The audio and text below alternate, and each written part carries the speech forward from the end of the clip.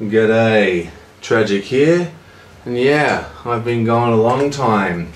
Had a couple of personal disasters, nothing that I really want to go into in too much detail. Decided to say that it hasn't been a good couple of months for me. Still, I want to get back to my channel. We've got the Star Wars card game coming out soon, which I'm very keen for. And this is the latest acquisition. Whoa! Look at that. Let's get this all sorted. Okay, there's a lot of shine going on. Let's try and unshine that. Maybe just turn this off.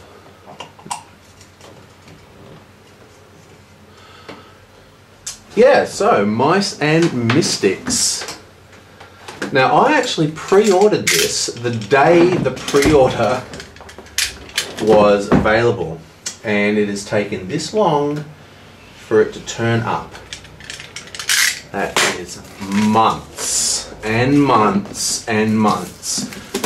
Never ever pre-order, if you're in Australia, from Plaid Hat Games, because you're better off just getting it delivered. Like if I'd ordered this from Fun Again Games on the day it was released, I would have got it months ago. But nonetheless, let's have a quick look at this game. Now, what is interesting about this game, I mean, if you know me at all, you know that I really enjoy co-op games.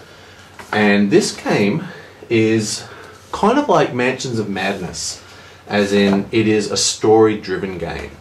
And but unlike Mansions of Madness, which see great puzzle pieces, but unlike Mansions of Madness, which is sort of like a story-driven game, this is literally a story.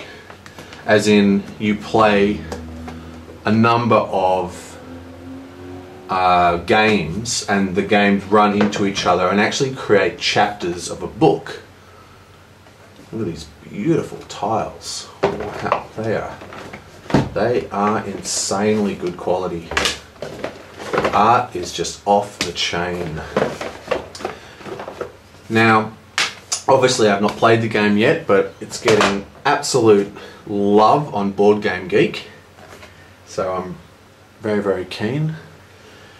And now, some people say that it doesn't have much replayability because of the very, very heavy story elements. But at the same time, I'm not sure that that's going to be a huge problem, because we are talking about a game that's definitely going to have expansions. And while your core gaming group might run out of it, oh, we've already played that and only play the expansions when they come out, what you'll end up with is a game that has far more levels than can be played by a single group of players. You know, say you bring this out in 5 or 6 years, you know, you'll have a huge amount of gameplay. These are all the individual mice that you can control. So it's kind of like, almost like an RPG. Oof, wow, awesome, awesome art. I hope you can see this.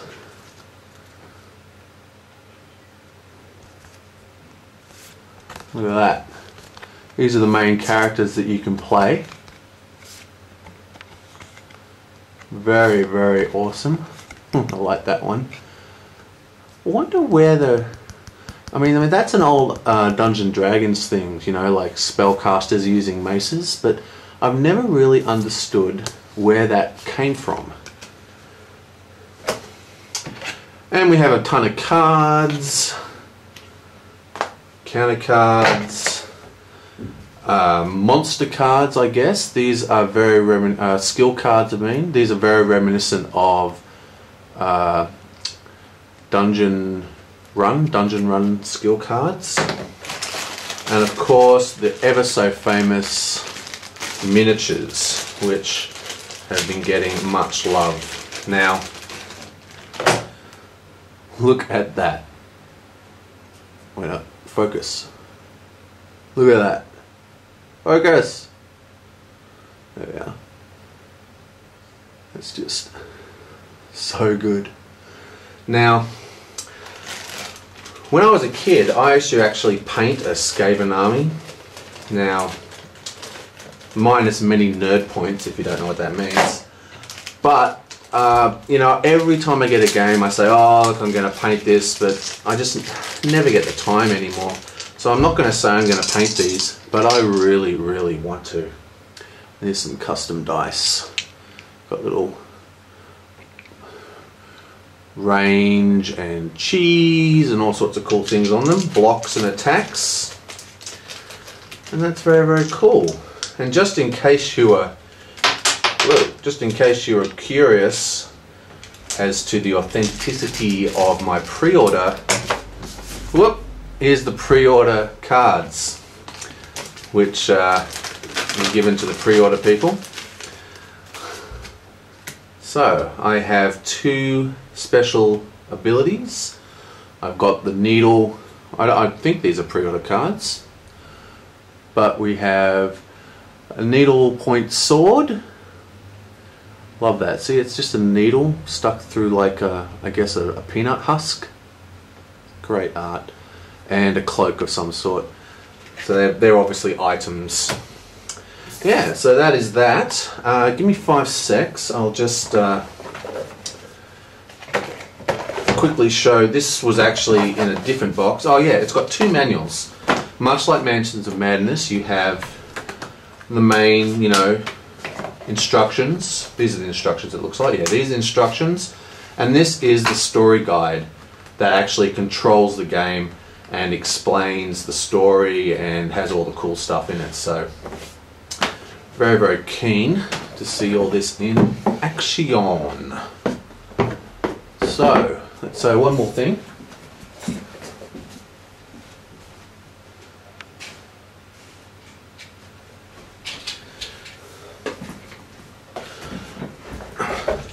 I also received a couple of days ago another pack of Chesek dice. These guys make the best dice in the world, in my opinion.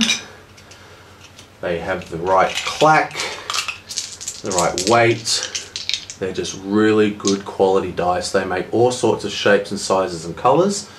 Being a kind of boring kind of person, I like plain dice. I don't like marbling and all sorts of fanciness. But that's very, very cool.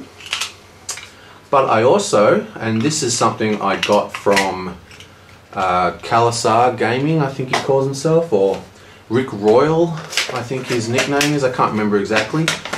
I'll put a link. But I got one of these little devices. It actually came with some dice. It's interesting to see the difference in quality between these dice and these dice. But this little device is a handy little thing. It's just for rolling, obviously. So you stick your dice in here. It just makes an awesome sound.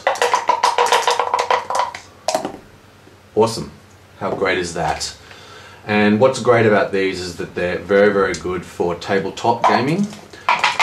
My old one was long ago lost, but you can see you can roll in very specific places without it bumping into everything. Very, very cool, even with lots and lots of dice.